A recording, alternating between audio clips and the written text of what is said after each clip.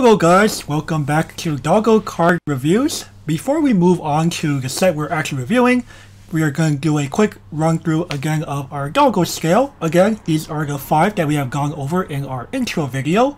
And we're going to try something a little new for once. We're going to try a 6th rating, Playable minus. And I'll let my co-host Gavin explain the criteria for this rating. So playable minus is kind of the bridge between the niche cards and the playable cards. Because in the past, we've hit kind of a roadblock, honestly. Like where we want to put a card in niche or playable, it's kind of bridging that borderline. And I think this category, where this rating can fill that particular niche, and be able to be like, well, this card is borderline, so you might. It's just like in school, you get that B minus, and this is that B minus in my opinion. Right. So that being said, as you can see, we're experimenting with this. The reason why we're experimenting is because there is a chance that the addition of a 6th rating that falls between playable and niche could end up making Gavin and I agree far too often, and that wouldn't really make for a very fun show for y'all. So we're going to try it out for a few reviews, see how much we like it, and when we decide to keep it, we'll put it into the permanent scale. If we don't, we'll let y'all know. That being said, we'll go ahead and introduce the set we are going over today. It is none other than the Key 20th Anniversary set, which has released about 3 to 4 days ago since the time of this recording. Today is May 31st here on the Pacific West Coast. And as y'all know, this is support for 5 existing Neo Standard titles: Angel Beats, Charlotte, Clannad, Rewrite, and Little Busters, on top of being its own standalone Neo Standard title. That being said, we do have a disclaimer from our co-host. Okay, so I do want to preface this review, at least from my end. I entered the game back in 2016, and I have limited knowledge on the sets that this compilation set contains, sans maybe the Guardian deck from Rewrites. Therefore, the majority of my comments will be using the compilation set as its own similar set, similar to Fujimi Fantasia Bunko. That said, I'll be commenting on the cards in the respective decks if I'm familiar with the material. And with that out of the way, we'll go ahead and introduce our first card, Yusa Nishimori, Popular Idol. Level 0, cost 1500 power with the Anniversary, Gifted, and Student Council traits. This is support for Charlotte. Also, when your other character's battle opponent becomes reversed, choose one of your characters with Anniversary or Gifted, and for your turn, that character gets 500 power. And she is in Act Brainstorm, self-tap. Flip over the top 4 cards of your deck, send them to the waiting room. For each climax revealed this way, search your deck for up to 1 character with Anniversary or Gifted, reveal it, add it to your hand, and shuffle your deck. So in terms of the Bunko set, this is quite nifty. I mean, holy crap! We got a top so tutoring brainstorm. We're hitting the ballpark hard. This is right. This is actually pretty good. On Revenge 5 is kind of whatever. It's not on Revenge. It's momentum game. Oh, it's momentum game. Excuse me. So, it's still pretty good, honestly. In terms of, actually, I do have some information about Charlotte off the top of my head. Mm-hmm. How this benefits Charlotte, like previously, their brainstorm was first off a tap 2, second off, gave the ability on reverse. I believe it's tutor 2 ditch 1, the Yuki effect. Correct. Which is kind of, well, you've already hit the brainstorm. Now I need to reverse in addition to that. Right. Charlotte did have a problem with a brainstorm that was very unconventional, that needed you to jump through some hoops. It's one of those, like, as soon as I saw this brainstorm, I was like, well, so Charlotte got a big improvement, and yeah, this definitely helps Charlotte for sure. And you know what? I'm gonna have to preface this. We're gonna have the ball rolling hard here. Playable plus here. I will have to agree. Both for the Key 20th Anniversary standalone title and Charlotte period, like this is one of the cards that Charlotte needed to become a viable force at the very least. Like now people can't completely sweep on Charlotte. just because cards like this are being introduced for the title. People are overly hyped about Charlotte. Have you looked at the prices recently, man? Holy yeah, crap. I think the deck is about the same price as a tier 1 deck you find in modern MTG. It's about 500. Which I think is about the lower end of a tier 1 deck in modern MTG. Yes. Alright then, well, moving along. Alright, we have Kotori, class nonconformist, 002K. She is anniversary, plant, and old cut. When the battle opponent of your other characters becomes reversed, this gets 1,000. And when this becomes reversed in battle, you may reveal the top 3 cards of your deck. If you reveal at least one, choose up to one character with anniversary, or contains the names Kotori, Kagari, and Kotaro. Put it into your hand, ditch the rest, and pitch a card. Okay, so we now have a rezig that works for both the standalone key set along with the niche of the 3 characters whose names start with a K. I will not use the abbreviation that most fans use because I do not want to get banned from YouTube. Yeah, you know, we have an Arverse Rize clone with a neat. Again, you're really trying to push this momentum gain thing here a bit in Key 20th Anniversary. So, you know, if you get 2 lanes, she becomes a 4K for the turn. Yay. Yay. But, now, you know, hand fixing, deck fixing is neat. Now, of course, we could just use the term Special K for right now, named after the cereal. Now, alright, we'll use Special K. Now, in terms of the anniversary deck, holy crap, we just found a free mill option, boys. I'm on level 0, which is very nice. Now, in terms of Special K, honestly, beforehand they have coffee, and they had bonders for bonders of coffee. Right. The event, but this just adds additional mill, and it's on a body. But considering in this very set, they gave you a Goblin Slayer clone for coffee, you know, this isn't as necessary, but it's still very nice. So, you know what? Following the trend from the Mighties that we did, you know, several months ago, I'm still going to have to give this playable plus. Yeah, I can agree with that rating, just because it is a utility that can at times become a sizable offensive card in the early game. Especially if you like to do that young, especially if you try to respond to your opponent's tri-lane with your own tri-lane.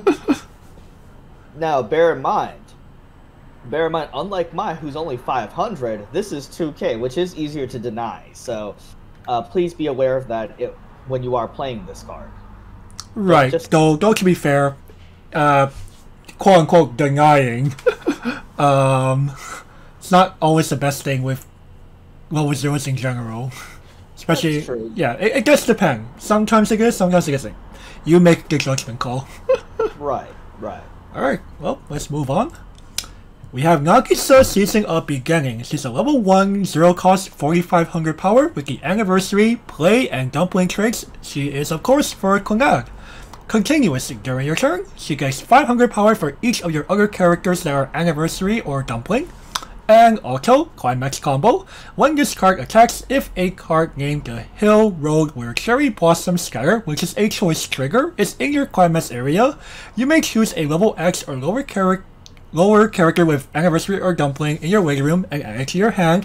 X is equal to the number of cards named the Hill Road where Cherry Blossom Scatter in your waiting room. Okay, so, well, this card gets quite big on offense, and because from what I know about Clannad, it is a mono yellow deck before this. The most viable version of the deck, correct? At the time, but it's oh man, the number of the climax is engraved. Oh, at the time, I was like, that seems kind of weird. It definitely is. I've never actually seen that clause before. Have you? I've seen it for other combos, but not this type of combo. And I'm talking like combos that were like, we haven't seen those combos since like before 2013 or something for the most part. There might have been some that came in between 2013 and now, but they're like from titles that I didn't really pay too much attention to, if I'll be honest here. Right, because I haven't seen any modern day combos in regards to this. Right. Like, again, it's not like it's just completely unheard of, but it is weird. Now, of course, in regards to the effect itself, this is just your typical salvage. Right. At worst case, she gets you back a level 0, where you have 0 of the other climaxes in your waiting room. Now, in terms of selectivity, one could argue that the Nagisa climax combo from the power-up set, which I believe comboed on a wind, is debatably better than this, just because it's more selectivity, and it searches your deck instead of salvaging. That is true. Doesn't that require a reversal, though? It does require a reversal. With an Ushio, it becomes 5,500 base. With the climax, it's 65. Kinda tiny, of course, it's dated. The power-up set came out quite some years ago. I was about to say, dude. Mekon combo. I'm not sure about that one, but in terms of the anniversary itself, this is definitely playable. Like, you can choose it if you want, but Being on a choice means that at the very least, the choice trigger can get you your higher level cards, which means you can kind of like use this to get your lower level 0 and 1 stuff, then trigger choice to get your higher level stuff is the idea. Right, and the thing is that okay, like unfortunately for this combo, I'm gonna have to slam it a little bit because, well, it's dependent on the number of this specific climax you're out, and like that's kind of a weird dynamic. Like you want copies of this out versus having the copies in your deck. It is definitely weird.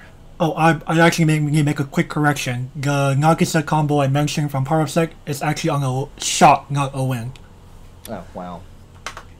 And to a lot of competitive players, shot is probably their least favorite trigger. Yeah.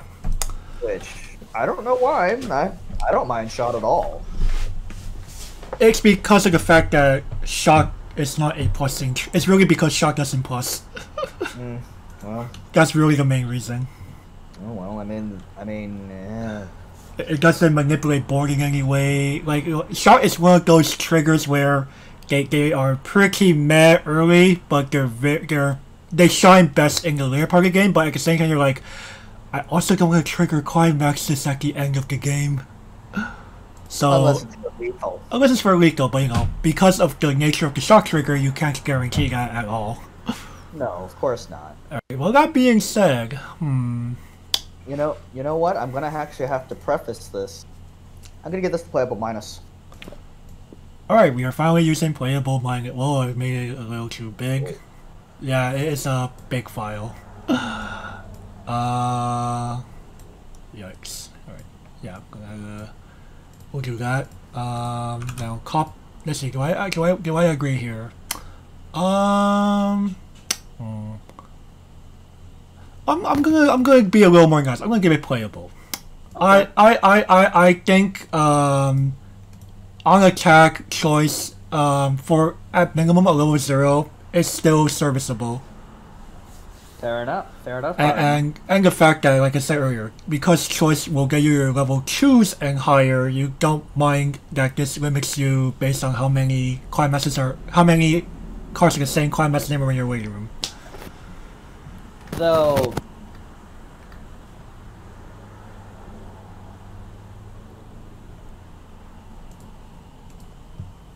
We have an audio issue here. Oh, no? I thought you were going to say something. Oh, okay, well.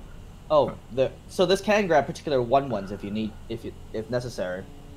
Right, 1/1s without... Yeah, 1/1s. Yep, it could.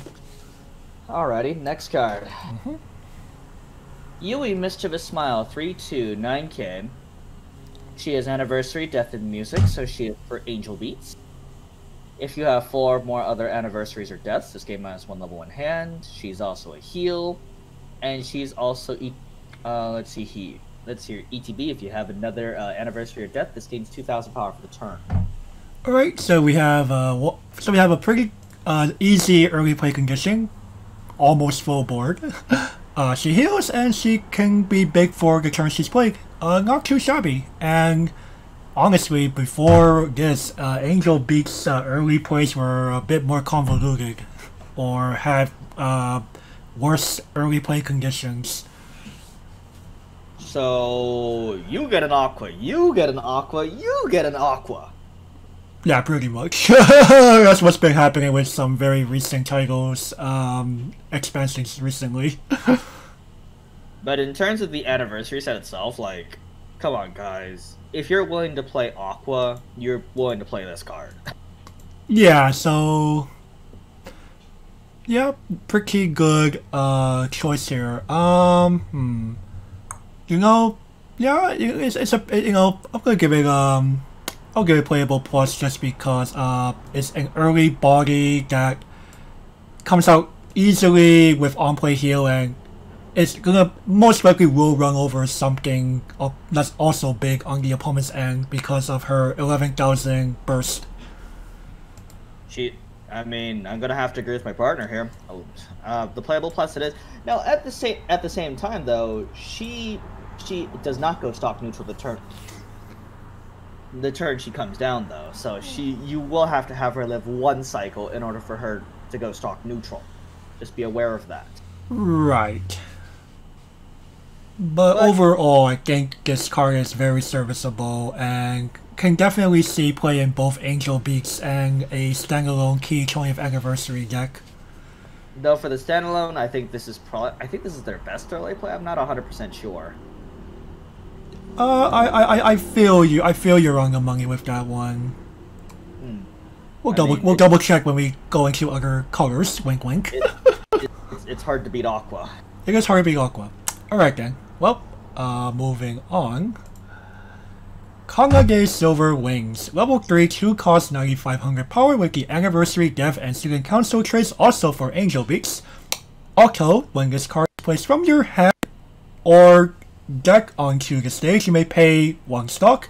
If you do, search your deck for up to 1 card named Kangage Silver Wings, place it onto any spot on the stage and shuffle your deck.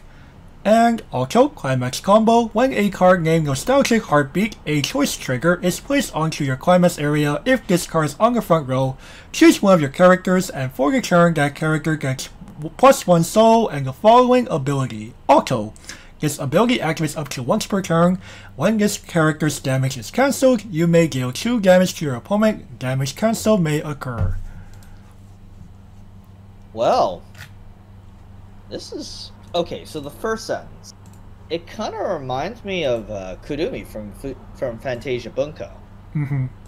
The fact that Kanade multiplies.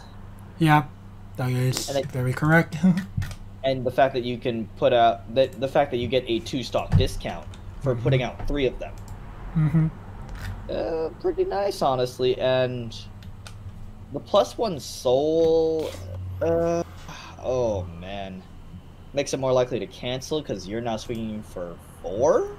Though to be fair, boosting the 4 now means you can side for more precise damage. True. Or if you're really scared of it, you can just get pumped the back row with it. Right. Like you can just keep back. You can just keep at a 3 with a possibility of a 2 instead of going 4 and 2 or 1 to 2 and then 2 or something. So, but at the same time, a lot of stuff have gotten the on cancel deal burn for 2. and I don't really see those being played.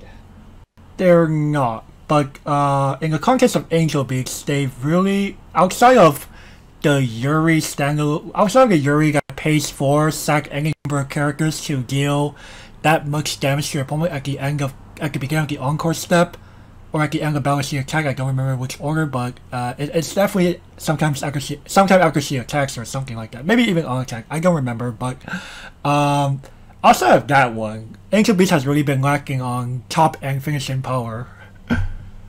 Oh. So this is definitely, so according to what you just said, this is definitely an improvement over that. Right. Like, I mean, I can run this alongside. I mean, you could like, do like 2 of these and 1 of the Yuri to have a bit more flexibility in your damage output.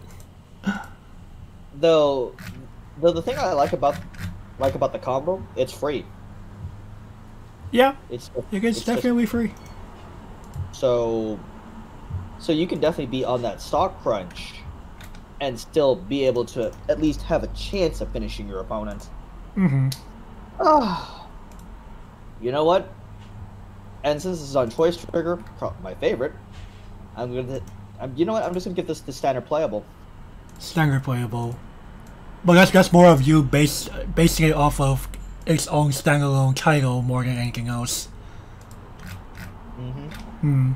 I'm gonna try to judge it a little more on like what it does for Angel Beast. I'm gonna bump it a little bit to a playable plus, where it is a combo that multiplies, and it actually helps to give Angel Beast more of a way to get that lethal kill turn versus what it had previously.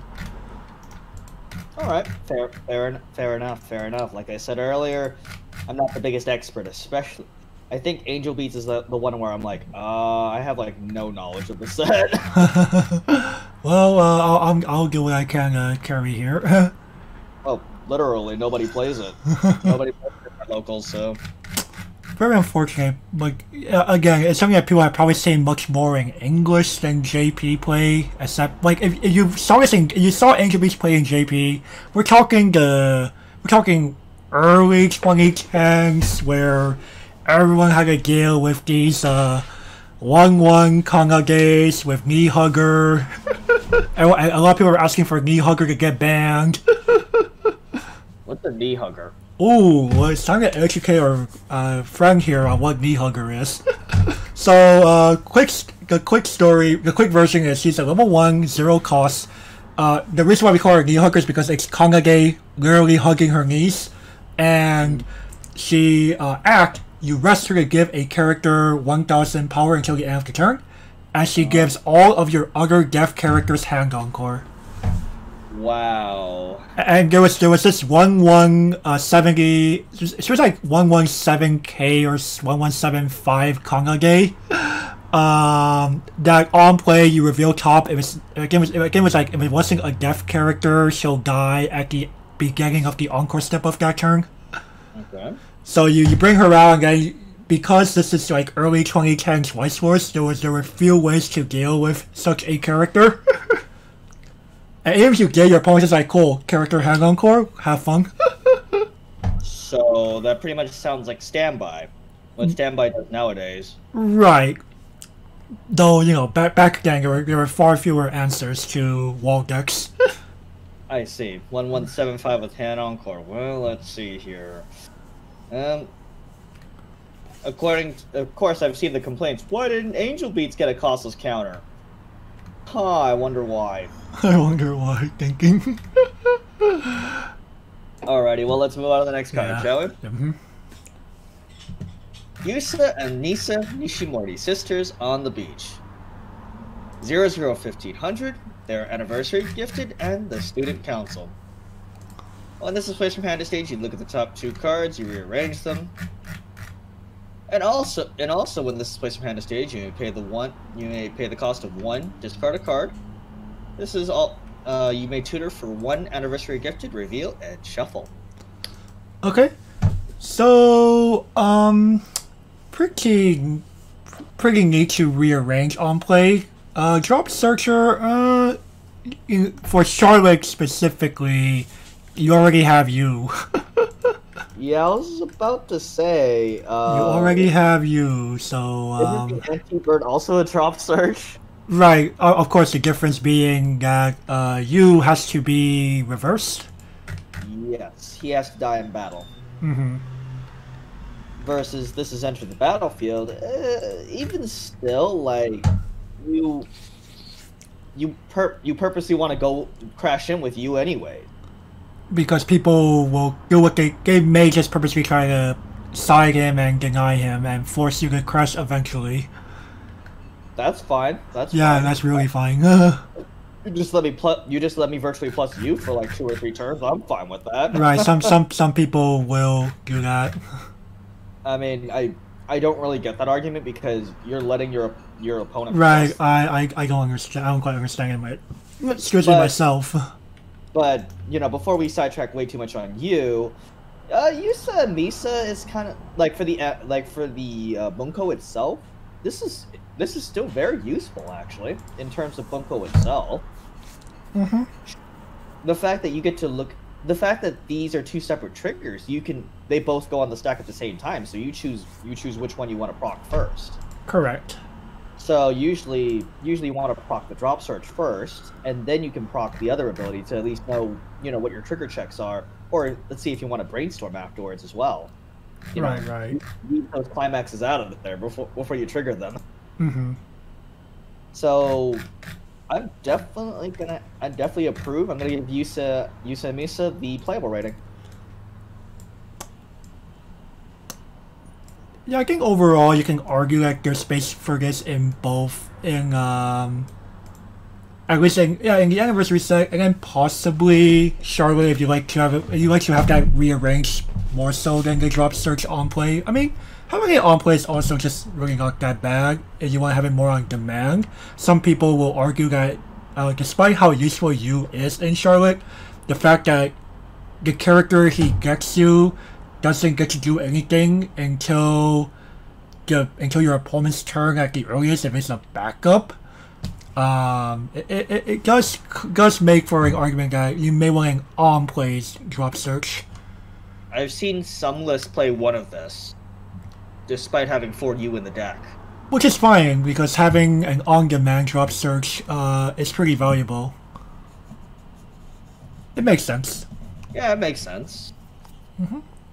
Alright, well, let's go ahead to the next card. Iwasawa, My Song. Level 1, 0 cost, 4,000 power with the anniversary, death, and music traits for Angel Beats. Continuous, this card gets 500 power for each of your other anniversary and or death characters. And auto climax combo when a card named Sound of the Beginning on Soul Bounce triggers is placed onto your climax area if this card is on your front row and all of your characters are anniversary and or death. Reveal the top card of your deck. If it is a level 0 or lower character, send it to your stock. Otherwise, put it to your hand or send it to the waiting room. Huh. This is weird.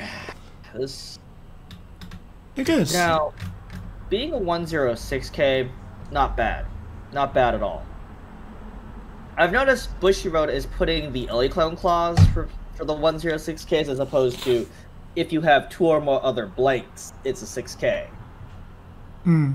They're really trying to reward people that make a full board again. As opposed to Goblin Slayer, which is just like, oh yeah, I have 1 of me and 2 brainstorms. I'm a 6k, boys. Or I just feel 3 of me. I'm a 6k on 3 lanes. You what? After back row, am I right? Yep. Kappa. But in terms of the combo itself, is I don't like how you you're forced to put the level 0 into stock. Like let's say for example you're missing your brainstorm and you only see it via the combo. You're like, nope, stock charge it. Yeah, it is a forced put to stock, unfortunately. And then I'm not like in terms of the bunko itself, I think I actually prefer the Nagisa combo over this. Yeah, I could see why. It's kind of I would say this is definitely more for Angel Beats than the Key 20th Anniversary standalone. Right, I think the Key 20th Anniversary standalone has better combos, so you know what? Man, you're probably gonna disagree with me on this one, but this just seems too niche to me. This screams niche.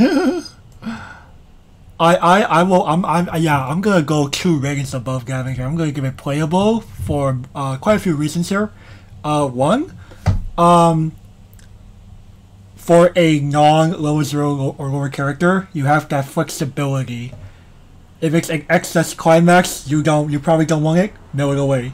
Or if it's a climax you actually want to save for a subsequent turn because you're not near refresh anytime soon or something, grab the climax to go for another assault, and it can grab events. I don't think level 0 events exist, as far as I know, in any of the 6 titles that we're talking about here.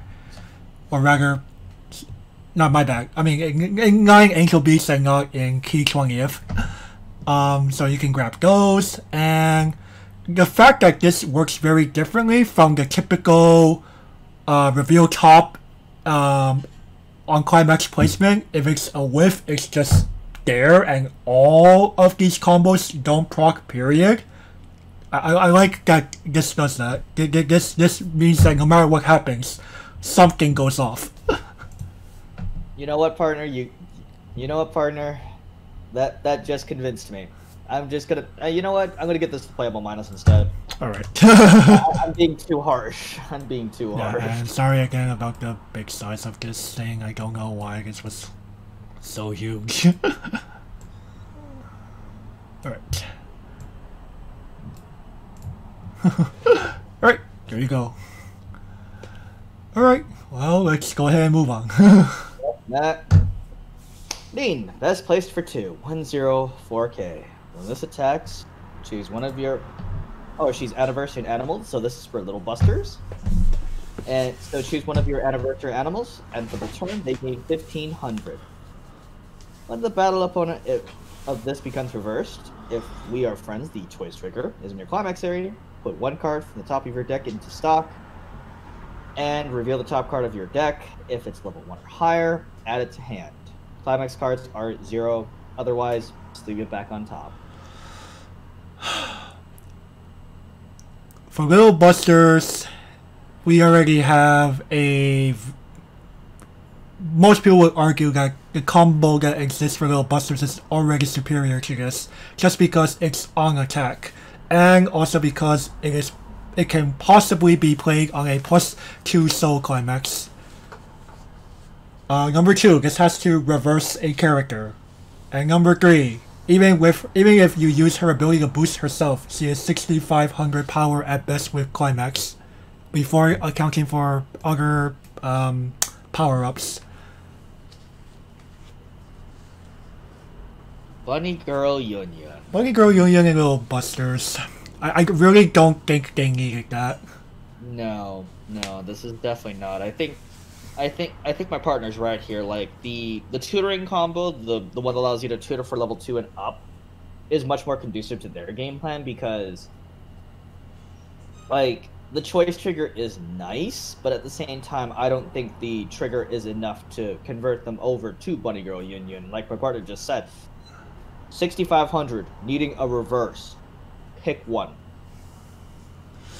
Like your best bet is the fact you just have to try to get, like, for a card gets you have to force yourself to get to level 1 first, which Little Busters can actually do, because they do have, well, the actual Riki.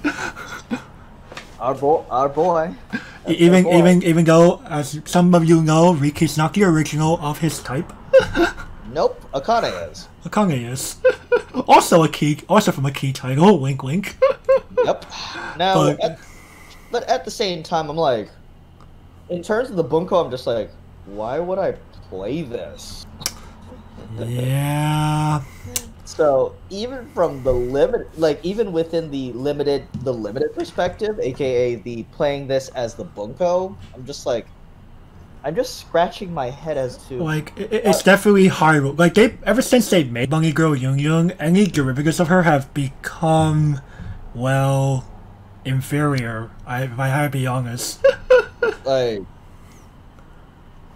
wasn't there one that wasn't? Hasn't there been a clone of her that has literally been 6K on offense and defense? I really don't think so. Dang, they had to nerf. They thought she was too good and had to nerf her. And on top of that, I think she was the only one on a salvage trigger. Every other one has been on something entirely different. Chica is on standby, this is on choice, etc. The Million Life variant is on a shot. On a shot, oh gosh. The Grazia variant is on a bar. Well, but bar is actually debatably better, just because you have a higher chance of getting it to your hand. But at the same time, the Million Life variant is the worst one. Yeah, I was like, damn, shot, holy shit. But at the same time, like, you know what? I guess some people will argue that this is still usable, just because it's a bunny girl. I guess, but have fun reversing with that 6-5, boys. Pretty much. Shall I go first? Yeah. I'm gonna argue playable minus. I know it's a little harsh, but I really like Little Busters. One, Little Busters did not actually need something like this, and two, as Gavin was alluding to earlier, there are other combos we can play in Key 20th Anniversary itself. I mean, we already have 2 on attack combos. Why do we need this? Right. You know what? I'm gonna actually have to agree with my partner here. Playable minus. Got it. I've been giving a lot of mileage to that playable minus. You have. I think this is the first time I used it. Alright then. Let's move on. Kangage Midsummer Angel. Level 2, 1 cost 2500 power with the Anniversary Death and Student Council traits. It is support for Angel Beats. Also, when you use the backup of this card, you may pay the cost of 2 stock and send a character from your stage to the waiting room. If you do, choose one of your opponent's characters whose level is higher than that of your opponent and send it to the waiting room, and she is a level 2 2500 backup. Hell yes. Now this is a card that I can definitely get behind regardless. Like, oh, a sack counter. Oh. Sack counter, and I think, this should be Angel Beats' first anti-change counter. Holy shit, what? I mean, they haven't had support since like 2014 or something like that. So, like the Stone Age, got it. Hey man, when comparing the time that I came into the game... This is true, this is true. Real life, I was like, you know what? I basically came in during like World War I. And at the same time, for them to get a sack counter, you know what? This is just playable to me. Even in terms of limited, like, wow. Yeah, I will agree here. Angel Beats really needs something like this, and it's a neat addition, and it's a neat tool to have for the Key 20th Anniversary standalone title. On top of that, I think this is the first time we've seen this classic sack counter in a while.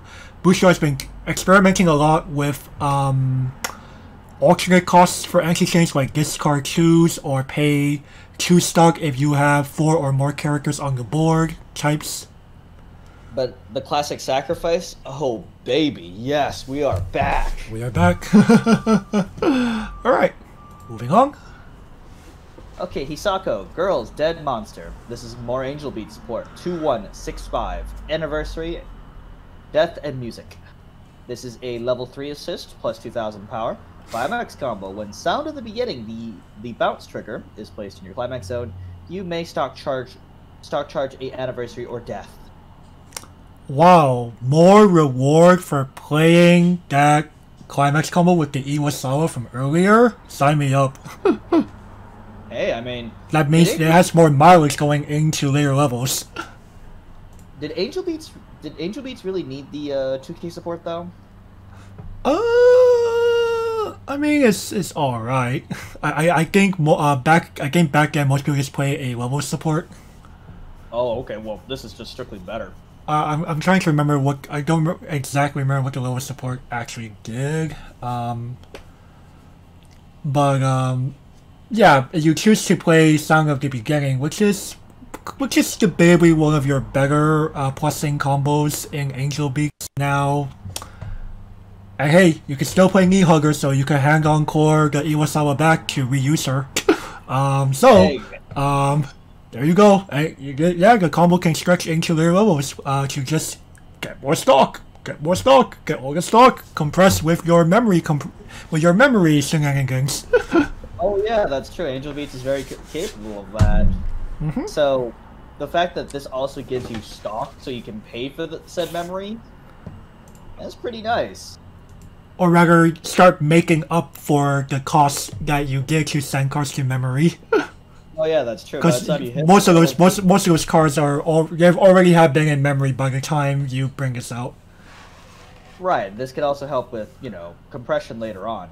Definitely. I'm gonna give it. I think this is. I would give it playable. Yeah, definitely. I have to agree here. I mean, I like both aspects of the card. Mm-hmm. Now, bear in mind, if you are not playing Iwasawa, you might want to reconsider. Right. So I guess playable with asterisk if you are actually playing Iwasawa combo. Mm-hmm. This definitely helps Angel Beats itself more than it does Kibunko. Yeah, I would agree. I would definitely agree there. All right. Moving on. Nagisa, Dedicated Girl. She is a level 3 2-cost, 9500 power with the Anniversary, Play, and Dumpling traits for Connect. Continuous if there are 2 or fewer Climax cards in your waiting room. This card gets -1 level in your hand. Continuous for each of your other back row characters with Anniversary or Dumpling. She gets 500 power. And when she is placed from your hand onto the stage, you may send the top card of your clock to the waiting room.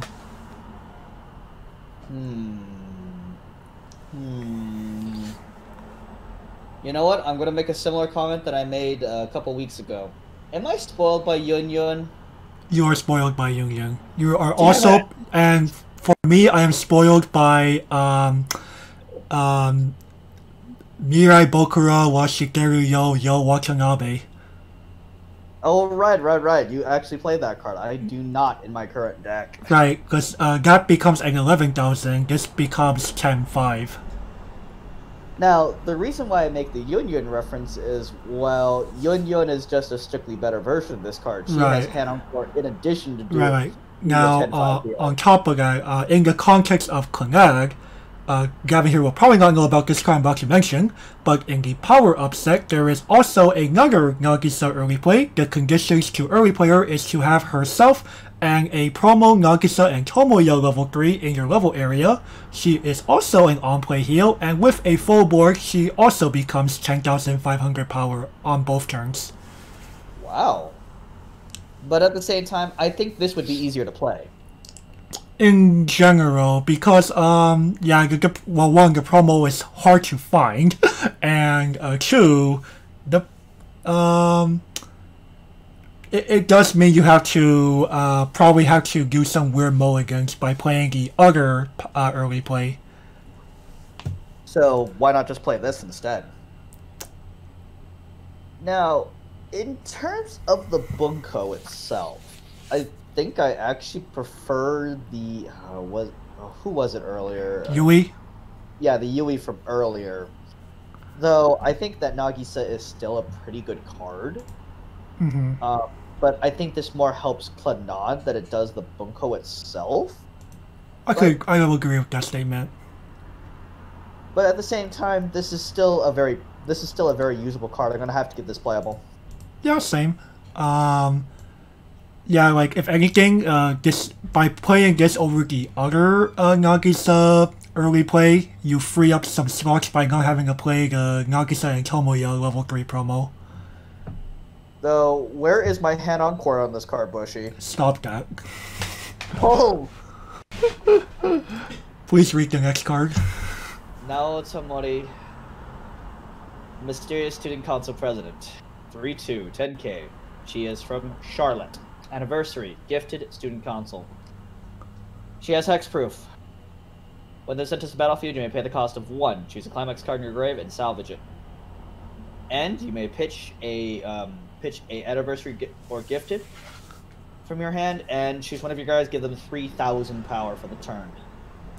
I think this is also one of those other cards that Charlotte desperately needed, because one of their best cards is a level 3 pseudo climax combo that discards a pants trigger to prevent the character in front of her from front attacking.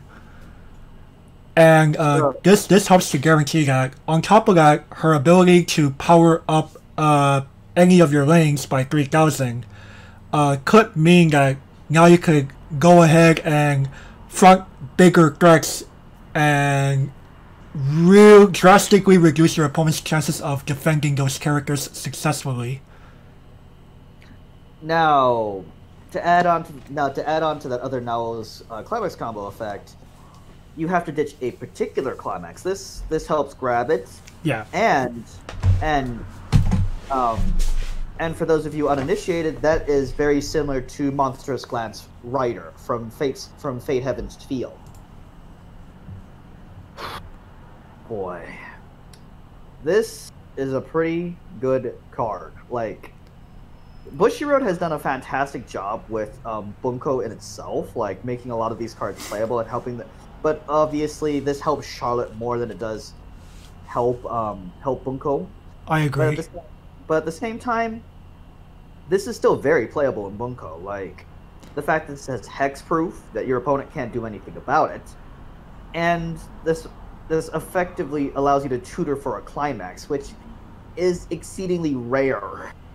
Right, like the last time we've seen anything like this would be something like for a 1 stock. I think the last time we saw this was, I believe, Miku Maikawa from Idolmaster Cinderella Girls Set 1. Holy crap, that is... And I think she only grabbed her specific climax, if I remember correctly. Yes, she only grabbed Uwer from your, I believe it's your deck. Oh, that was waiting room. We can double check that later, but at the same time, she grabs her own climax.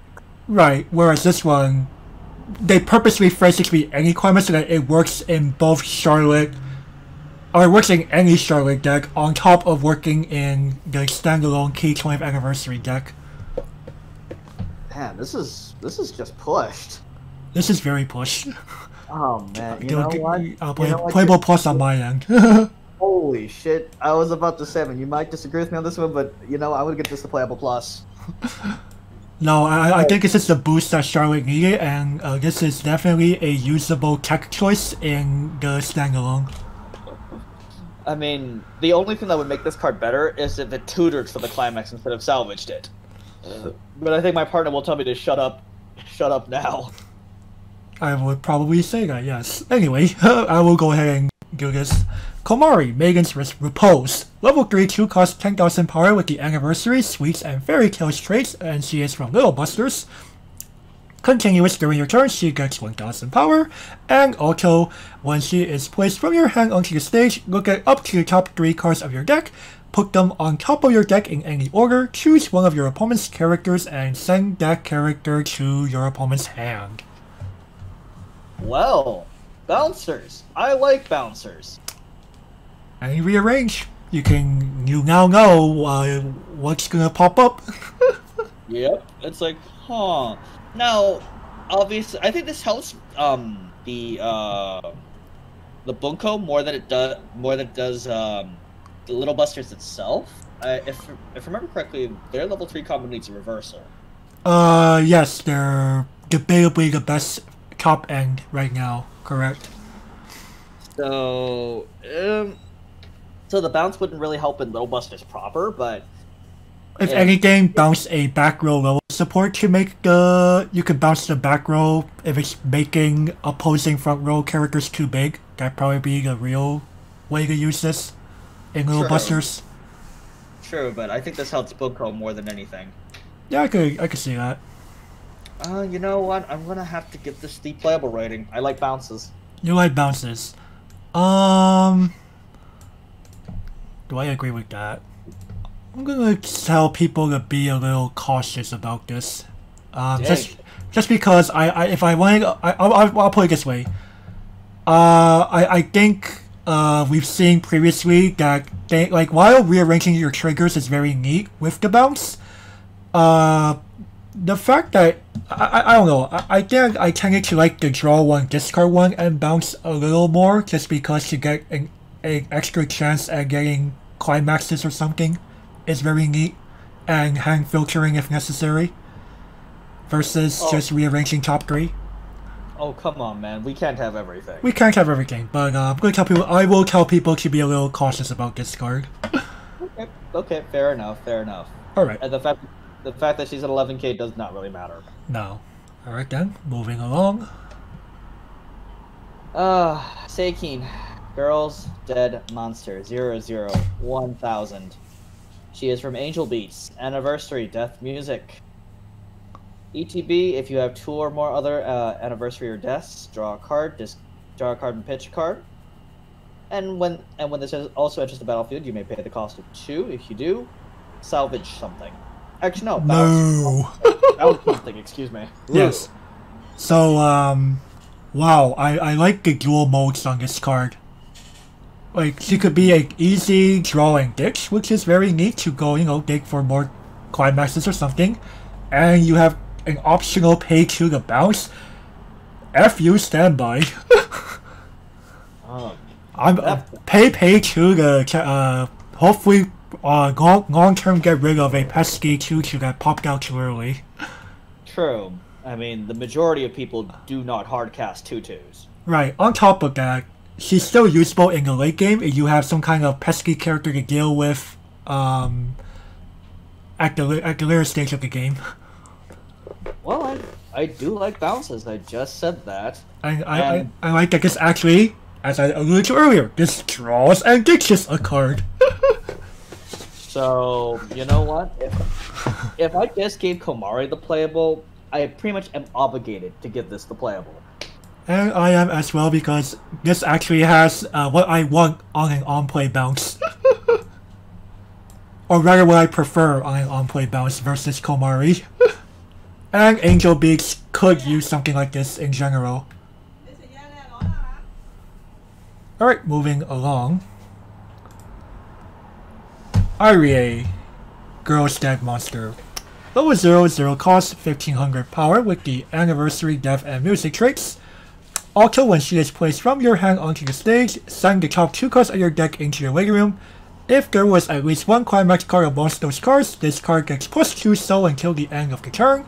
And also, when this card attacks, look at up to the top 2 cards from the top of your deck, choose 1 card from amongst them, leave it on top of your deck, and send the remaining cards into your waiting room. Huh. Well, let's see here. The +2 soul, is actually probably one of the better outcomes of the top sentence. In my opinion, at least. Like, the ones that just give power, that especially self-game power, are just kind of, yeah. My preferred option is actually give the 1500 to anybody. Yeah, I can agree with that. But at the same time, when this card attacks, I mean, being able to choose your trigger isn't necessarily bad. It's pretty helpful, especially if you want to dodge that climax. Mm-hmm. So you don't have to trigger it. Right. But at the same time, I really don't see this being played outside of the Girl's Dead Monster niche deck from Angel Beats. Yeah, this is just kind of... I mean, in terms of the bunko itself, like, I don't really see the room for this, so, you know what? I'm going to have to give this the niche rating. I will agree. I would argue this is at best a card for the Gidemo deck. Mm-hmm. Alright then. Candidate to convey 002k. We're getting more and more Angel Beats support in this color. It makes sense. Anniversary Death Student Council. When this enters the battlefield, you may pay the cost to return two character cards from your grave back to your deck, if you do. And shuffle, of course. If you do, this gains +1 soul for the turn. And this is also your climax swap. Pay 1 discard climax when this enters the battlefield, choose climax from your grave, and exchange. Gavin, quick pop quiz for you. How many colors are in Angel Beats? I know of 2. Yellow and red. Those are the 2 colors of Angel Beats. Oh. Oh, okay. So that's why we're seeing a lot of Angel Beats in yellow. Correct. Anyway, moving along. So, the first ability, pretty neat if you're near refresh to just guarantee your triggers and also have a costless 2 soul.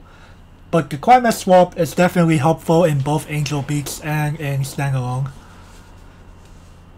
I mean, I remember liking climax swaps I remember liking the climax swap in Albuta. I mean, Kaede has saved my ass.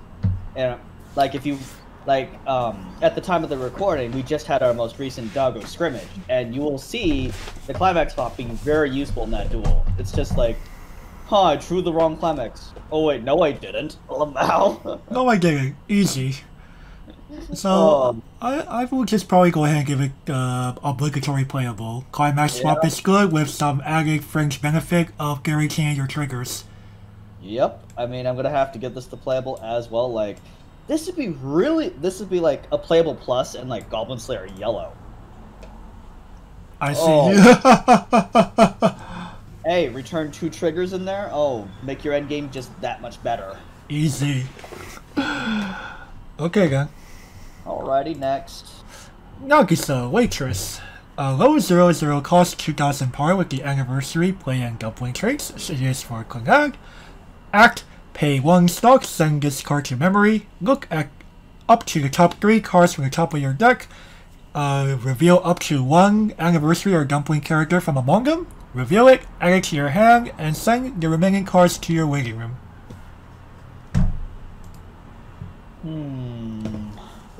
Usually these dig 4, don't they? Correct. I think Bushido realized that 4 on demand on your own turn is a little out of hand. Even though this is costed. Even though it's costed. And we can only do this once. Yeah. Bushido's making it a little harder. But at the same time, does Clannad have any free mill? I can't remember. No, Clannad has really been lacking on that department. Oh well, and this isn't free either. You have to pay for it. Right. Yeah. You know, actually, on that note, you want to hear some more BS? So, for I think one of the box toppers of Key 20th Anniversary is a level 0 Yui that is pay 1, send her the memory to look at up to top 4 for a anniversary or death. But she's like 2980 yen per copy because I believe Angel Beast is that devoid of deck fixing. Jesus. $30 for effectively Azusa? Oh my god. No, it's more like for what's her face? Okinami from Konkole. Okinami, right. But at the same time, oh Jesus, $30 for that?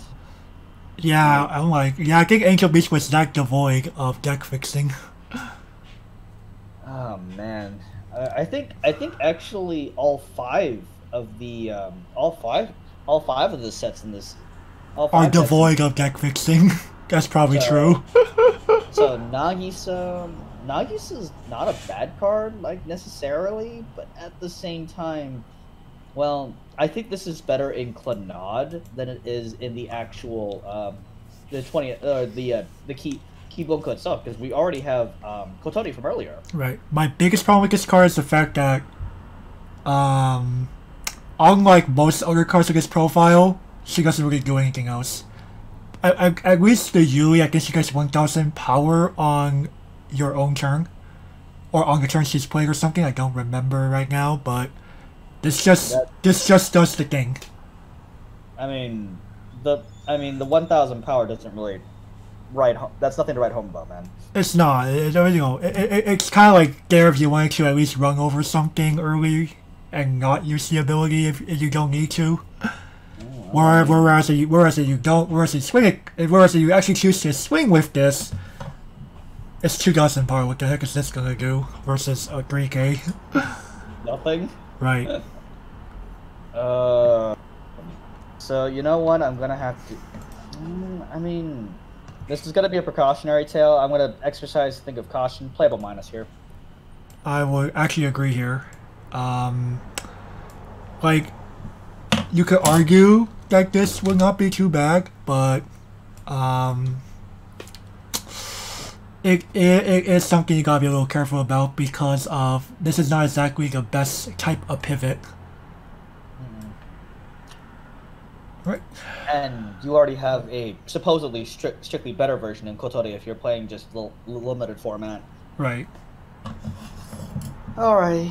Yui, Hisako, and Iwasawa, Girl's Dead Monster. 0025. Anniversary, Death, Music. If you're two or fewer stock, this is a 4K. Angel Beats did not need more thick level zeros. They already have two decent options. One is a 3K that is also an anti-runner, if I remember correctly, and another one is a Kangage 3500. So they already have plenty of these at home. Right. If anything, I really, again, with a similar comment I made with a Girl's Dead Monster character earlier, this is probably more for that deck. Because that's the part of Angel Beast that's lacking good level zeros. In turn to keep Bunko, because the anti-runner is a Yuri. Man, it's been a while since I've watched Angel Beats, but at the same time, in terms of Key 20th Bunko, you could find better level zeros than this. Like, oh man, this is a fringe playable. This is a fringe like actually no, I can't even call this fringe playable. You know what? Give this the niche. I agree. Oh man. I mean, my co-host probably saw me saying that a mile away from what I just said. I wanted to be nicer than what my co-host just said, but at the same time, I'm sorry. This is really for the Girl's Dead Monster players. Like, I can't even justify this in limited, to be honest. Right. Like, remember when people used to rave about these cards? Back during World War I? Sure. Okay. Ushio, Child of the Chu. Level 1, 0 cost 2500 power with the Anniversary and Dumpling traits. For Konag. Continuous, your other character in your front row center squad gets 1000 power. And Act, Brainstorm, pay 1 restless card, flip over the top 4 cards of your deck, send them to waiting room. For each climax card revealed this way, choose up to 1 character in your waiting room and add it to your hand. Did Clannad really need this? No, Clannad already has a self-tap, salvage yellow. Oh no, search your deck for a yellow character, Brainstorm. And just like this Ushio, that Ushio gives front row Nagisa or Tomoya a character in your front row center split 1000 power. So almost effectively doing what this card does. This is more for the, of course, Key 20th itself, because this gets you anything from your waiting room. And this gives any character the 1000 on your front row center slot. But we already have a Brainstorm at home. Her name is Yusa. This is true. At the same time, it's just like, well, I don't know. It's like I already found my Brainstorm for like the Key Bunko itself. It's the very first card, literally. It's like right. Brainstorm. Right, and Clannad's Brainstorm. The other Ushio is a level 0 on top of that. Can't remember if Ushio's a boy or a girl. Can't remember. We really doing this? I can't remember, dude.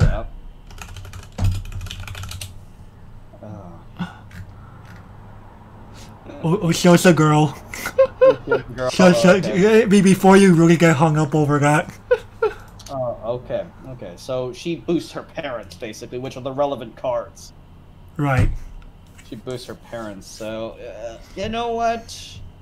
Like...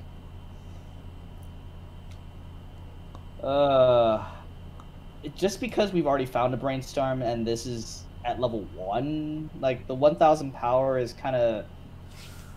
It's kind of whatever. I mean, this could help if you're playing the Bunny Girl combo, but... but at the same time, like we said earlier, why would you? Why would you play it when you already have good on-attack combos? Right. So, at the same time, I'm sorry, Ushio, but you're probably gonna disagree with me on this one, but man, playable minus. Getting a lot of mileage out of that. You are definitely getting a lot of mileage out of that one. I cannot agree with playable minus here whatsoever. I was about to be very mean, but like, no, I could see this having some niche fringe play. I was considering the lowest rating. but I was gonna be like, wait, I think that's too cruel. Yeah, and you know what I was thinking?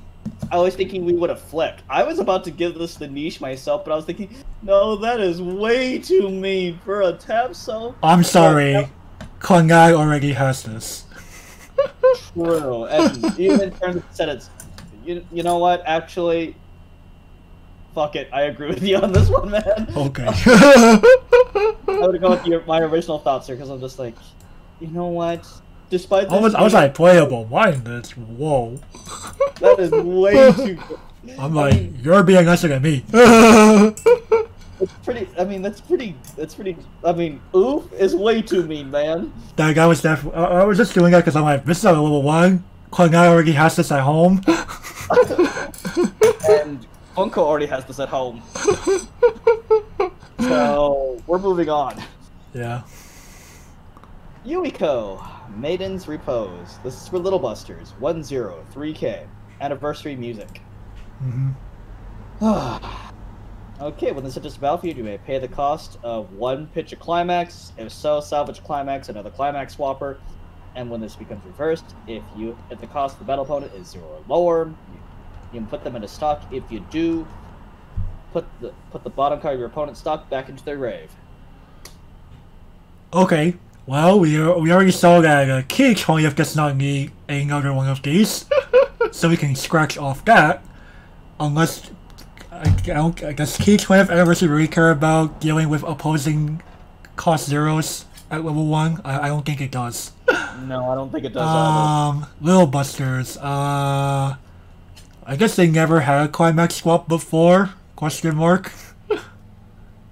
At least I don't recall one from even the Combo versus Little Busters.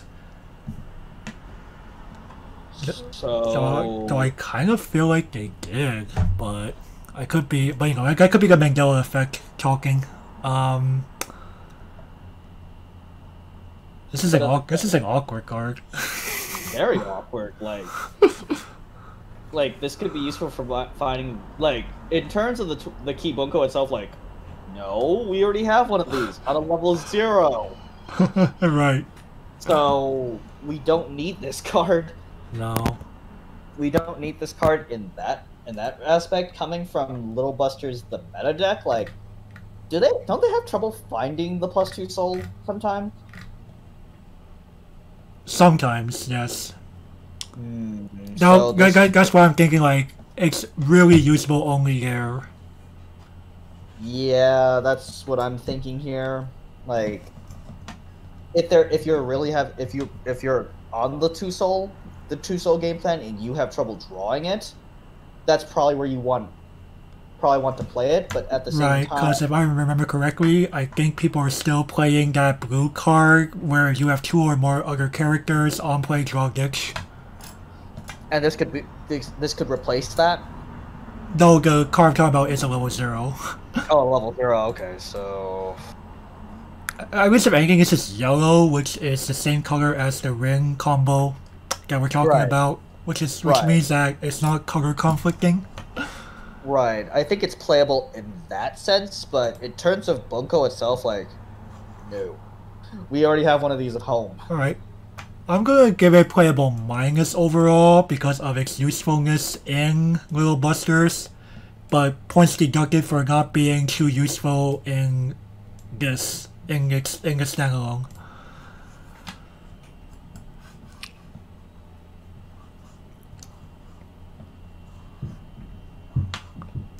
Yeah, I'm gonna get this playable minus as well. Like, I was tempted to give this the niche, but at the same time, I can't deny its usefulness in Little Busters itself.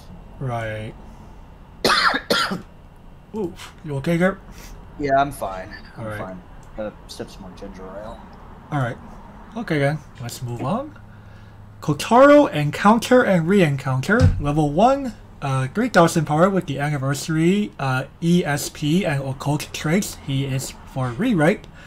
Also, when this card attacks, choose one of your characters and that character gets 2500 power until the end of the turn. Since when did Yun Yun become a member of the occult? Since 2020 apparently. Dang. Now, Jokes aside. Now, jokes aside, this is a carbon copy of the Yun Yun from Kadokawa Sneako Bunker. Or Sneaker Bunko. Correct. And I like the fact that this is generic. Yep. And this is better than your typical Shimakaze Kai effect. Which Right. only max 2000. But to be fair, Shimakaze cards are at least 5000 power. This is a very tiny 3k. True, but This is more for where you want to actually have your own reverse combos really run over stuff. So again, alluding back to the card, you really want to play Bunny Girl Ring. This could help. True, but at the same time, like we've been saying, why would you? And in terms of helping out Rewrite, Guardian doesn't care about reversing. I think the Special K should, right? Or no, it doesn't. Special K doesn't anymore. Yeah, as we'll see later. And Omega Logaya. Omega Logaya. How the mighty have fallen, man. How the mighty have fallen. Yeah, prior to this cast, I've educated Gavin on how Gaia actually put Rewrite on the forbidden list or the restriction list for a while. Forbidden list? This is not Yu-Gi-Oh, sir. But again, on the forbidden list, like, Jesus, really? This is ban-worthy? This is Omega Lol now. Omega Lol. Because people had no answer to Chihaya back then. Bounce her ass. Bounce her ass! Oh yeah, so easy. Straight up destroy her. Oh yeah, so easy in 2010. Oh, forehead. 10 years later, yeah, no. And this would actually, and he's most findable in Special K. Like, Rewrite is name locked, heavily name locked. Especially with the anime set.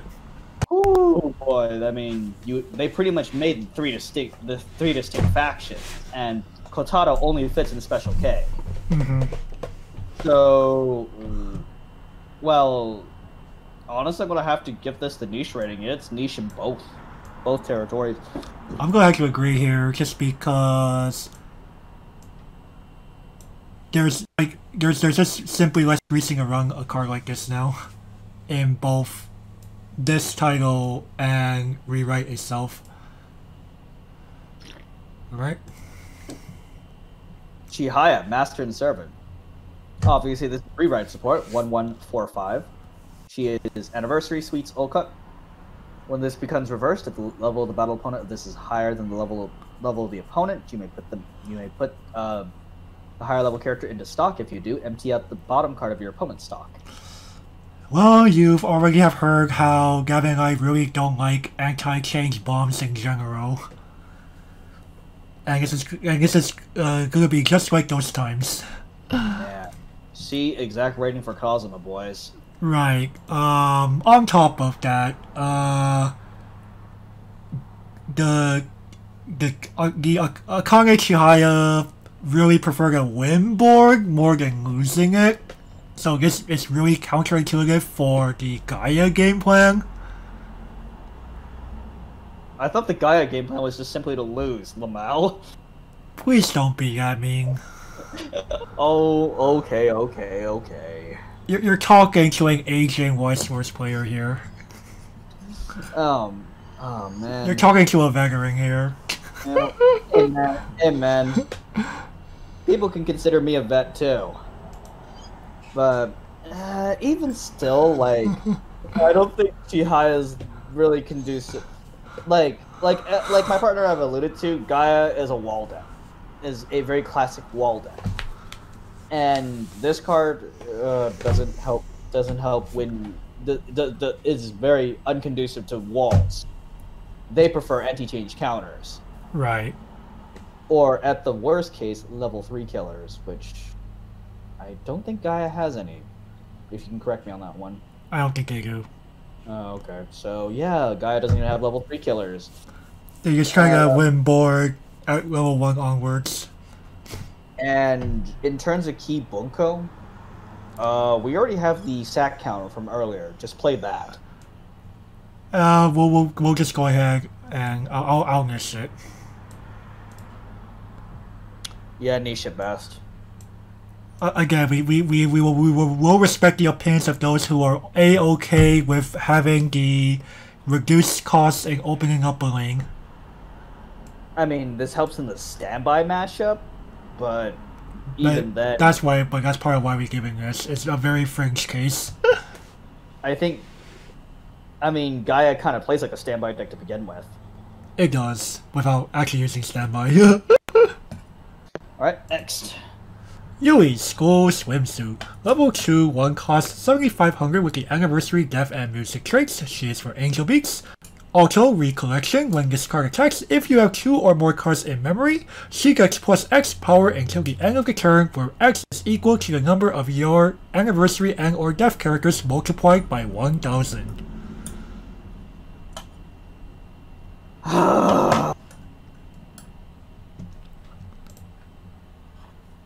It's come on. Well, again, we're starting to slip into that territory of, oh, come on, Bushy, please.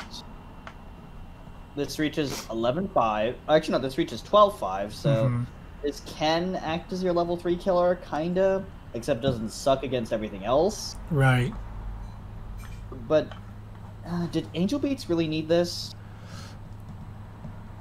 Angel Beats overall, no. Girls Dead Monster, I think also no, because they already, now with Yui, they have 2 early play options. So, and with Key 20th, we already have 2 early plays at home. Right. So, I mean, now, just to kill the naysayers, I liked back, just so people don't reference this, they're gonna be like, well, you like Futaba from Albuta, but Futaba is also an advantage combo and can be done at 1. Right. This I have to hardcast at 2, and doesn't actually give me any form of advantage. Right, like, again, as Garen was saying, at best, this can contest level 3s at level 2. Right. Which is, we already have the anti-chain sack counter in this particular set, and we have early plays. So, I only have 1 comment for this card. Yeah, I'm kind of like, I don't think anyone needed this across Angel Beaks and this standalone title. I mean, I was grasping for straws and I couldn't find it. Not even Gross Dead Monster needed this. Alrighty. Iwasawa, Cool Girl, 3-2, 9-5, Anniversary, Death, and Music. If you have 2 or more Anniversary Death or Music, this gains 2,000 power at all times. And during your turn, when the battle opponent this becomes reversed, you may pay 1. If you do, burn your opponent for 1. You know what's actually sad about a card like this? These used to be closer to rare or even double rare in some sets. This is uncommon. Cool beans. It just goes to show like how even Bushiroad is realizing that like certain top end cards are just really falling from grace. The game has power creeped immensely. Yeah, definitely. Now that said, Angel Beats in terms of a more competitive deck doesn't really need this. Key 20th definitely doesn't need this. You could possibly argue Girl's Dead Monster, but if I remember correctly, Yui was a Musashi clone. So even then, I like it if... Actually, the Musashi clone is a Kanade. Oh, never mind. Scratch that. So maybe Fringe play in a Girl's Dead Monster deck as an extra way of getting that extra damage in, if you really need it. But at the same time, I don't think the majority of competitive Angel Beats players care about theme. Right. I only mentioned the Girl's Dead Monster game multiple times because that is... You could tell that some of these cards were really just meant for that niche deck. Right, but, you know, this adds some additional firepower. Right. And yes, I do recall that Girl's Dead Monster did already have a cancel burn card somewhere. But this could be another way of getting some extra pings in. And she's bulky. So I'll be a little generous. I'll give Iwasawa Cool Girl in this rating. Same. Like, this definitely is not playable. Not even close. But it could see some French play. Alrighty, next. Sasami, Unexpected Kindness. She's level 0, 500 power with the Anniversary and Sports traits, and she is for Little Busters. Also, when this card is placed from your hand onto your stage, reveal the top 3 cards of your deck. If the number of colors amongst those cards is 3 or higher, choose up to 1 card amongst those cards, add it to your hand, and send the remaining cards into your waiting room. And also, when she is placed from your hand onto the stage, you may choose the bottom card of your clock and a Anniversary or Sports character in your waiting room and swap them. Okay then. Wow. I don't really see Key 20th Funko being a 4-color deck, do you? No, I was actually going to bring up that I only see this, and even in Little Busters, I would see this in only one deck specifically, and that is the meme standby deck where, or rather, it's a standby that suddenly made this deck Omega Low, where you can possibly pop off another round of attacks. But man. And that deck, and I think that deck has to be 4-color because the characters specifically referred to on the level 3 that does the restand the whole board thing. I believe they're all different colors. Oh god damn it. Right. So if y'all go and check out, I don't remember if it's on Shizukak's channel. I guess on Shizukak's channel, where it's a video called Professional Weiss Schwarz. Somewhere in that video, you'll find Thai cuisine popping off this combo that I'm referring to. Oh god, no. So I'm gonna give this the meme rating because I think that's the only deck it belongs in. Dank memes every day. Is that what you're gonna give it as well? Yep. Okay. I think it goes only in that deck because that deck is forced to run all 4 colors. But in terms of the anniversary, no. Okay, then. Akane, Teasing Master Senpai, 00500. She is from Rewrite, Anniversary Magic Ocut. When this enters the battlefield, if you have 2 or more characters with Anniversary, Akane, Chihaya, or Sakuya, draw a ditch. And when this is also placed Place from hand to stage. Reveal the top card if it's anniversary or one of the three Gaia names: Akane, Chihaya, or Sakuya. Choose one of your opponent's guys and give them -1 level. The draw ditch is pretty handy in Gaia, because I think they've been lacking handouts, if I remember correctly. We already have a draw ditch in this very set. In this set, yeah. I'm just saying. I'm talking in the context of Gaia. Okay, in terms of Gaia, I think they actually lack handouts. wow. And the second ability is definitely weird. If anything, I guess you could side a lane for damage more easily. Do they have any bombs? I think level 1 bombs. So this could potentially You bomb could you could bomb you could bomb a 2-2. Let's go. But they're just gonna, like, in response head on for it. Right, if it does have an encore. And like we said earlier, Gaia is more of a win board deck, so playing bombs is really not intuitive. Oh man. You know what? Since Gaia is kind of a niche deck, I'm gonna have to get this the niche. Yeah, same. I think you're only playing this for the easy draw ditch. Maybe French cases of lowering a level. Okay. Oh, actually, the lowering the level thing could matter a little bit because of level assists. Oh, that's true. That's true. Oh, I'm gonna minus 500 on that. Yeah, you know, just a little bit. Oh no! If people are playing level 3 assists, that's minus 2,000. Oh dang! Oh, big brain play.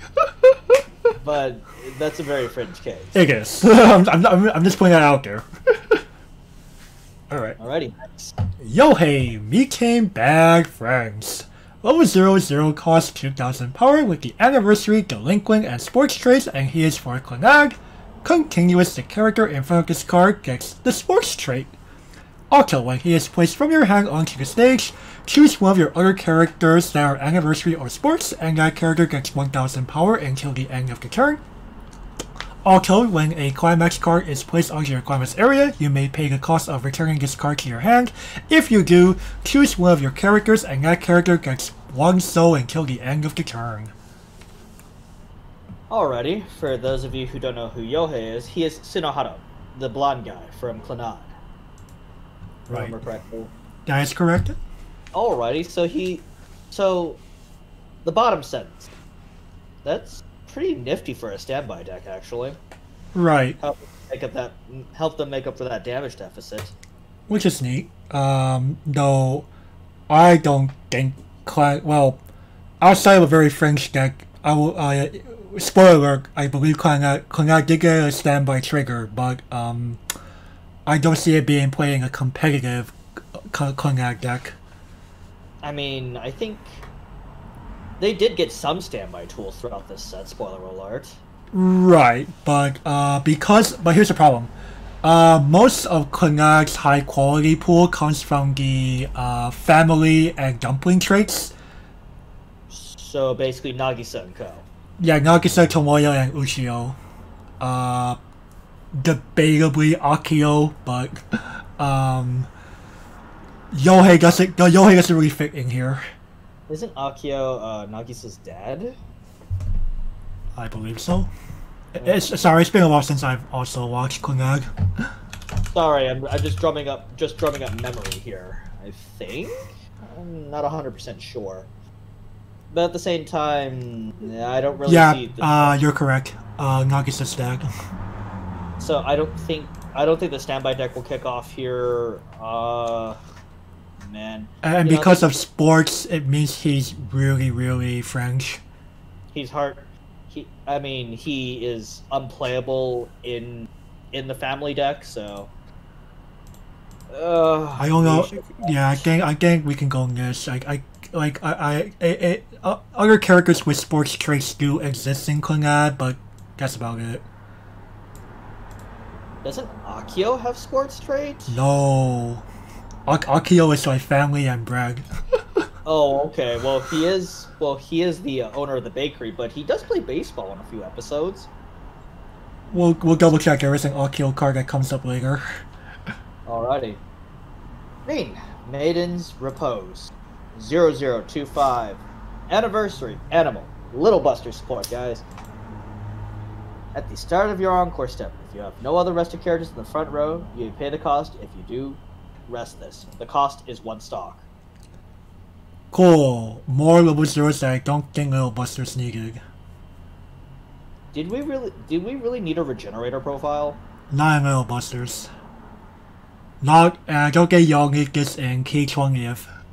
No, I don't think so either. Like, but to be fair, I could argue that some people still think this is pretty neat, or like could be useful. At worst case, I'm gonna, I'll be a little respectful. I'll give it this. I definitely do not like the regenerator profile by itself. I don't either.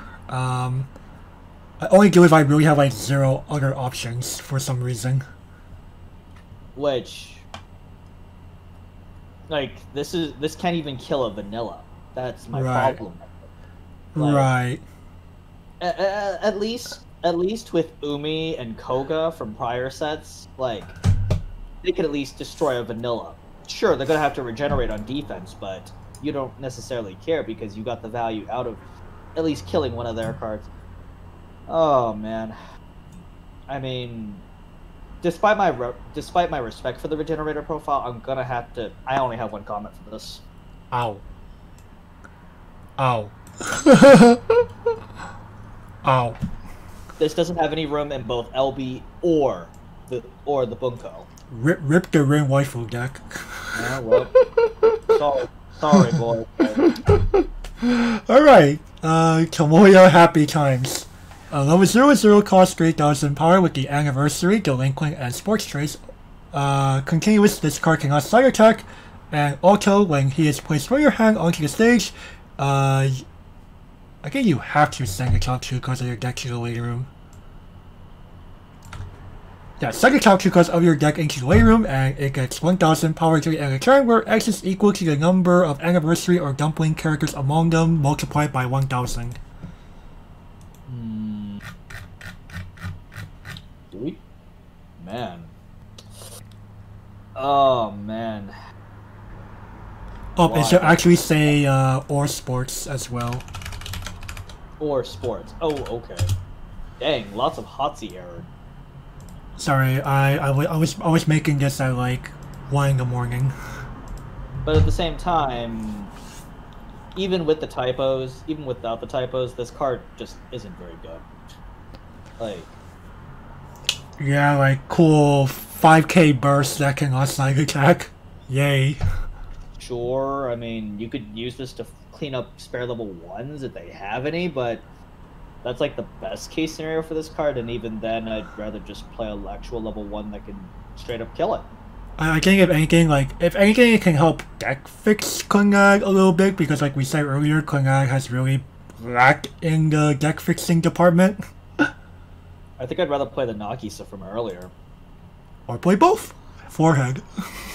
Yeah. That's kind of problem with Klingag. A lot of its level zeros are tiny. Still, I think I'd rather deal with tiny-ass level 0s than this. Alright, are you oofing this? Yes. Actually, you know what? Give it the double. That bad.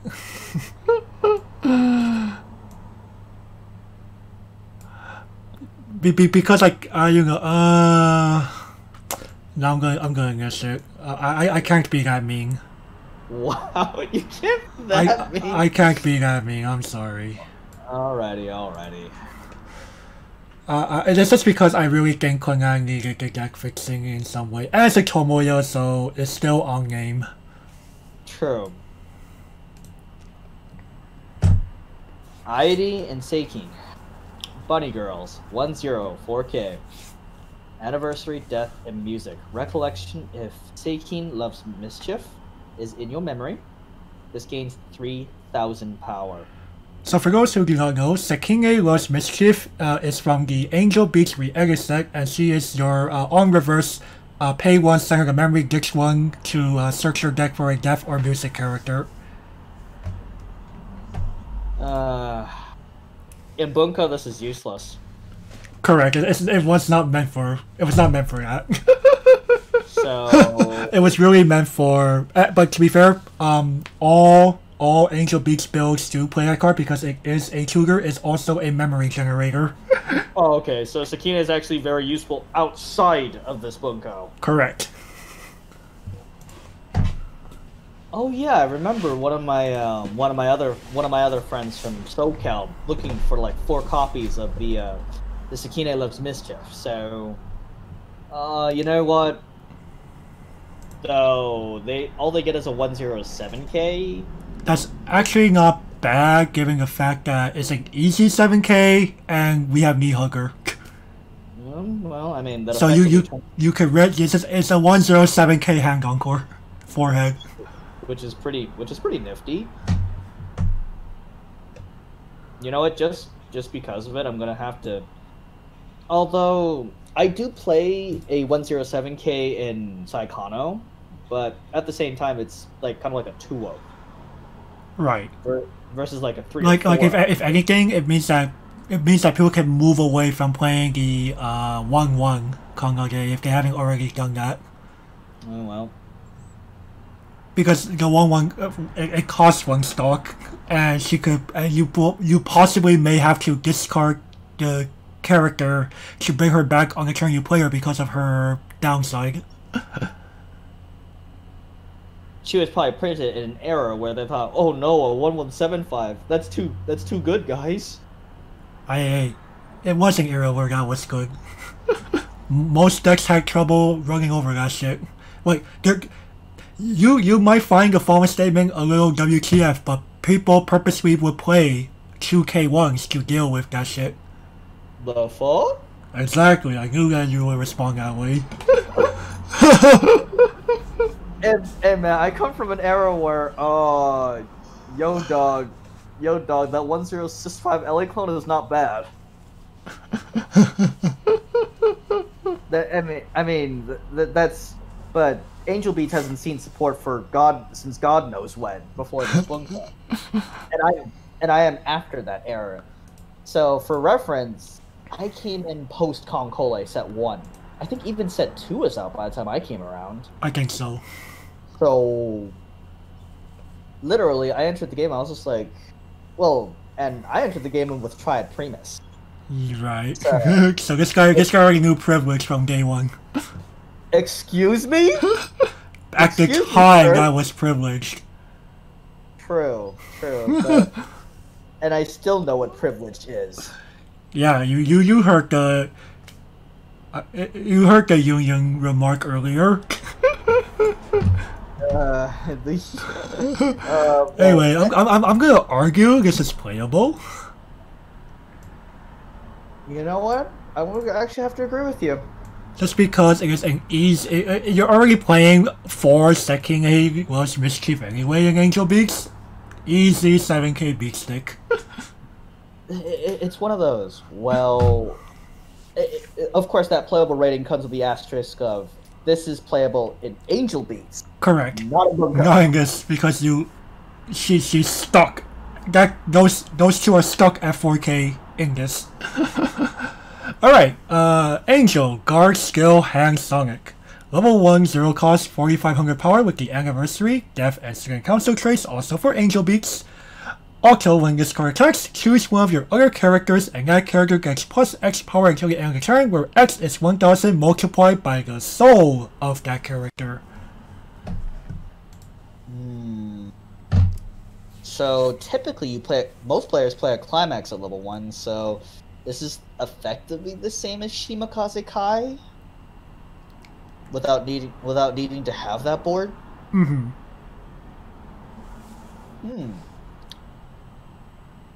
This is definitely not terrible. Like, right. Though did Angel Beats really need this? Yeah, I don't think they have trouble running over things in general. Like, if anything, it would just make you could possibly like go like, okay, play a 1k1. The Irie and Sekine from earlier will become 8k, swing with this during our 10k, so they could contest things a bit more easily. That'd be like one of the reasons you would play this. Like, yeah, really play against wall decks. But in Bunko, you have Kotaro from earlier. Right. So that's why I really ask, what use is this in Angel Beats itself? Right. Versus... Like, if anything, because Angel Beats is good when board against level 1 decks that are playing on level at that level, not really against decks that cheat out level 2s early. Like the majority of decks I play. Wink, wink, cough, cough. Wink, wink, cough, cough. I'm gonna be a little cautious. I'm gonna give Angel here a playable minus with an asterisk. Angel Beats really.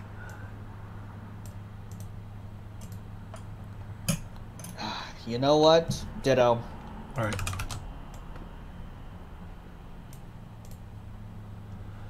Because like in Bunko itself, no real use. So in Angel Beats, my partner did bring up a really good point. He did bring up a really good point that this could help contest enemy wall decks. Mm-hmm. Though this isn't really killing most 2/2s, dude. Right. I'm saying more of the fact that, also on top of that, you could potentially recur it if you need the power up again. It's the idea. That's true. Again, there's a reason why most of these Angel Beast cards wouldn't be at the rating they are if it wasn't for the fact that Knee Hugger exists. Yeah, Knee Hugger sounds really, really good. Man, it gives literally everything in Angel Beats recursion. Again, Knee Hugger was a card that people were screaming to want on the restriction list. Giving Aqua head encore. You what? Forehead. Aqua head encore. No, to be fair, unlike Aqua, the Yui loses her power gain after the turn she's played. Oh yeah, that is true. If Aqua had head encore, she'd be coming at your ass again for 11,000. Right. Alrighty, let's move on to the next one. Naoi, acting student council president. 127K. Wait a second. Isn't that supposed to be a 2/2? No, this is a 1/2. Oh wow. Anniversary death student council. If you have 2 or more other anniversary or deaths, this gains 1,000 power. Yep. So we have effectively a 1/2 8K 2 soul. Thanks to Knee Hugger, it has hand encore. Yeah. So this thing's bloody sticky now. Right. Of course, if you're hard playing it, that does mean two stock you're playing, which does cut into your resources to enable games like second a Love's Mischief from going off. Didn't Angel Beats get standby? It did. We will bring it up right now. Angel Beats, spoiler alert, does get standby. So there, you could argue that this card's actually very nifty. You could bring this out of level 0 and start swinging for 2 or 3 off the get-go. Yep, and once you hit level 1, bring in Knee Hugger. Knee Hugger for fucking recursion, like... Knee Hugger recurring, AK with Hang Encore. Forehead. A 2-soul beater. On top of other 2/2s you're playing because you're a standby deck. That's pretty fucking scurry. Yeah.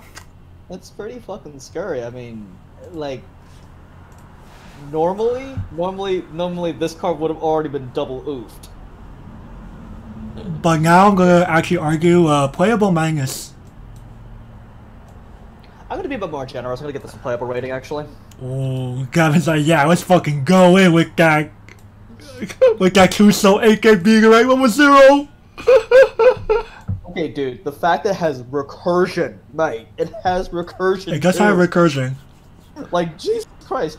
Okay, you can't just bomb this with a level 1 bomb and just be like, okay, it's dead. Excuse me, sir. No, it is not. You what? Right. No, I'm just saying to be a little more cautious just because of the fact that, you know, you have to make sure you actually get... My problem with, like, level 1 standby targets is getting them into your waiting room early. Whereas with level 2s, you will buy more turns to achieve that. True, but if you're running this and you see this in opening pitch... Bye! Why not? Okay, why not? Fucking why not? Alright. That's fair. Alright. Moving on. Akio, Duty and Humanity. Level 2 1 cost 6500 power with the Anniversary, Brag, and Play traits. He is for Konag. Continuous, if you have 2 or more other Anniversary, Brag, or Dumpling characters, he gets 1 level, 3000 power, and hexproof. I mean, the fact that Akio becomes level 3, I mean, it kind of makes sense since he is Nagisa's dad. Well, let's see here. He's also a 9/5 and has hexproof. I don't think Konag needed this. No, I don't think so either. From the limited knowledge I have of Clannad, why not just play an early play at this point? Right. I have only one comment. Sorry, Mr. Furukawa, but not today. His baked goods are tasty. His baked goods are tasty. But unfortunately, I'm sorry. Just no. I'm kind of like, I reckon I'm like, I don't think Konag needed a card like this. They needed a level 3 killer, not Akio. Right. Sorry, Akio. Alrighty. Sanai, the teacher of children. Well, this is Nagisa's mom, by the way. Correct. Alrighty. 2165. She's a teacher, anniversary, and bread. Of course, she is the wife of Akio, you know, who runs the bakery. Okay, we have another level 3 2K assist. And we also have pay to tap this bounce. Wow, they're really going ham on these bounces. Dang. I mean, we have a Komari bounce. We have a we have a Irie bounce or Sekine bounce, and now we have Sanai bounce. You get a bounce. You get a bounce. You get a bounce. Yeah. And actually, Konag having this is actually not bad because the problem with Konag's level 3s in general is that they're relatively tiny, especially for early play. Well, Sanai fixes that problem. Sanai fixes this problem by turning them into a 12/5 and also bouncing anything that's a little too big. Or problematic things. Like, I'm looking at you, Futaba. Right. Problematic front row in general. Unfortunately, though, this does not eliminate back rows. I wish it said bounce anything, but I think that would be a little too good. I think that would be, especially when it is usable, as long as you have her on board. So, in terms of Bunko, I think that you probably wouldn't play this, but in terms of Clannad, I'm gonna have to get this the playable rating actually. I'm going to agree here. I think this is kind of this is one of the missing pieces that Clannad need to be just a little, at least have that more oomph into it. I definitely play it as like a 2 of. Yeah, I could see that. Alright, we're getting there. Yoshino, Sharp Eyes. Level 2, 1 cost 8000 power, Anniversary and Delinquentress. He is for Rewrite. Continuous, this card cannot side attack. Also, when this card attacks, if the level of the character in front of this card is 3 or higher, he gets 6000 power until the end of the turn. So my co-host, how the fuck are we supposed to find this? That is a very, very good question. You can't. This is none of the names. This is none of the names. He's just kind of there. I don't even remember this guy from the anime. I think he was. He might have been from the visual novel only. Oh, okay. Because I do not remember him from the because I watched the anime, so I was like, Yoshino appeared only in the visual novel. Okay. Oh, by the way, best girl is Kotori. Fight me if you want to contest that. let's anyway. Moving along. Because of the fact that Yoshio's kind of like it's kind of like off trade and off name. Bye. Yeah, send this to the Shadow Realm. Shadow Realm. Yeah, man, you made the Yu-Gi-Oh reference earlier. Send this to the Shadow Realm. F. F. Actually, no. That deserves more coppers than Fs. Damn. Masato, Jumper. This is a Little Busters card. 2/2, 6K, Anniversary, and Muscles. For each of your back row, he gains 2/5 power, so he's at 11,000. And he has the Regenerator clause. Correction, for each card in your opponent's back row. Oops, excuse me. Which actually matters, because here's my biggest problem with this card. Your opponent can leave this guy tiny. True. By simply not having a back row. True. And purposely side one of your weaker lanes to prevent the Regenerator. And you invested 2 stock into this guy. Or you stood by him in, which is the more likely culprit. True. But at the same time, doesn't LB have better standby targets? It does, which is why I'm kind of like... I'm sorry. Normally this would actually not be a bad card, but... No, just the fact that the opponent can play around it easily. I really did not like that first clause. Hey, I don't need my brainstorm. Like, sure, shove wingies to the front. Swing over Masato, bye. Yep. Enjoy your 6K. I'm gonna purposely side this weak link I'll take care of on my next turn. To prevent you from regenerating. Right, like, this card's so easy to play around, it's not even funny. Alright, next card. Last but not least, for yellow. A wish that would never come true. Level 3, 2-cost event counter. If you do not have a music character, you cannot play this card from your hand. Oh, this is for Angel Beach, by the way. Choose up to 2 of your opponent's characters, and those cards get +4 soul and the following ability. Continuous. This card cannot side attack. So, they printed Arc Royale as a counter. It actually reminds me more of the handcuff event from card game Shioko. Dang. Now, just the No, I think that one it gives one character 6 soul, and that card cannot side attack. Like, you could definitely tell the different eras that we're both from. Like, I just referenced a modern card that was printed last year as an early play. Whereas I mentioned some card released back in like 2014 or 15. So literally, you can definitely tell like the our age pretty much in terms of the game itself. Right. That being said, for Angel Beats, it's nifty, and you're already playing. Even in like a competitive deck, you could already be playing some music characters by playing. Well, already play Yui. Isn't she your brainstorm for Angel Beats? You said for Yui? Yes, Yui. No. Our main brainstorm is a Yuri. Oh, okay. Damn it. But now with the new stuff, now with all this new stuff that Key 20th Anniversary has given Angel Beats, there are very usable levels. There are usable music characters that can go in the deck now. So isn't there Aqua music? Yes, that's what I just said. The early play Yui is a music. Oh, okay. The easy 1-0 beater is a music. The combo is a music. The level 2, level 3 assist is a music. So you have a billion options. So this card is actually playable. This card is now usable in even a competitive Angel Beats deck. Yeah, definitely. I would definitely get this to playable actually.